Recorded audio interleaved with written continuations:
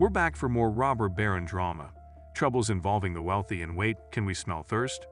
In the second episode of the season, it appears that love, or at least lust, is in the air in 1880s New York City as multiple characters get their bustles rustled.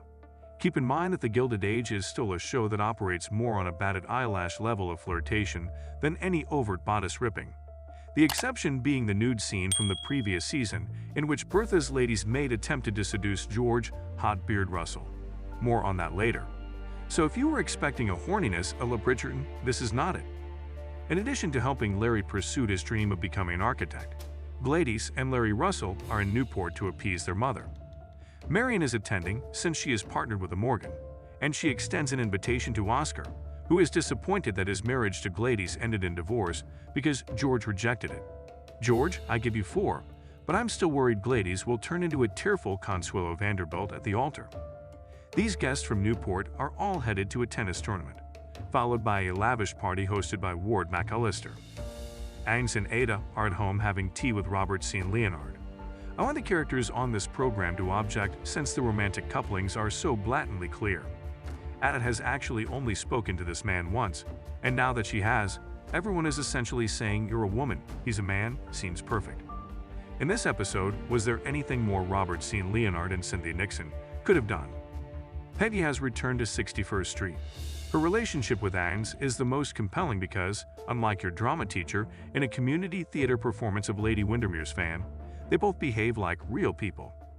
Racist Armstrong will have to be less racist this time, Agnes swears.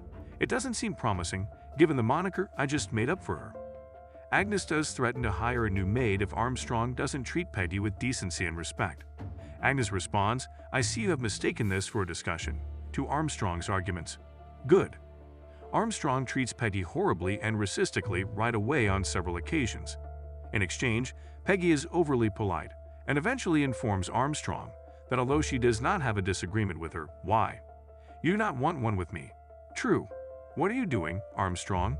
Do you have any misgivings about getting fired? The Laddie Maids Union does not exist, and if it did, your case would be without merit." I suppose that instead of Peggy just being petty and refusing to look in the mirror, we're all waiting for some inevitable reckoning between Armstrong and Peggy, in which Armstrong gives her some defining moments from her past about why she's racist. Really, Armstrong? The show is still attempting to bring dashy old Marion's cousin into the picture. I said, yes, he keeps her from having to talk to the really inebriated Morgan guy any longer. Marion is unsure about how to handle the situation because Meghan Trainor's No hasn't been released yet. At McAllister's exciting party they dance.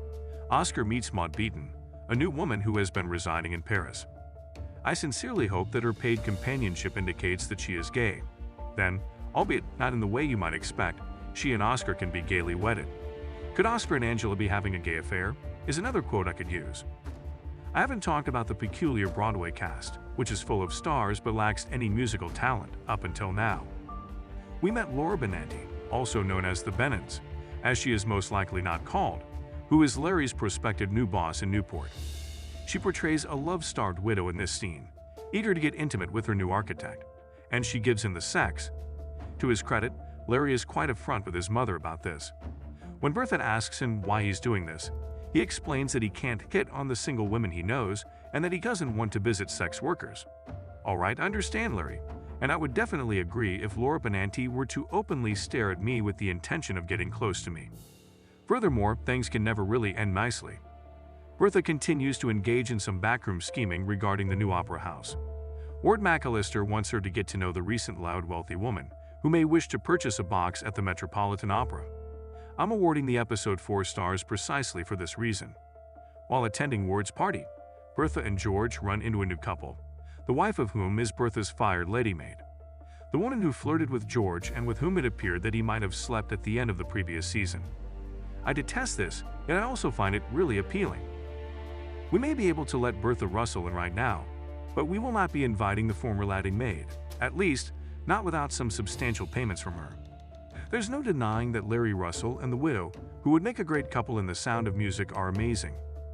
It is important to note that Laura Benanti is dressed as though she is attending the Ascot opening day from My Fair Lady during the tennis match, and there is no doubt that she said this to someone else while the show was being filmed. In relation to tennis match attire, Gladys's headgear is ridiculous. It resembles the flower garland that is given to the victor of a horse race, except instead of flowers, there appear to be shredded carrots or even a sea sponge or kelp forest. To be honest, I have no idea what she discussed while wearing it. It's the ultimate hat in history. I would scream with joy if someone presented it to me. Hopefully the person who designed the hat acknowledged that they could just insert some orange wires into the top. Trends.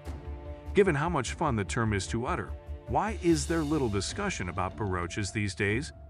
Is it the Russell's fault?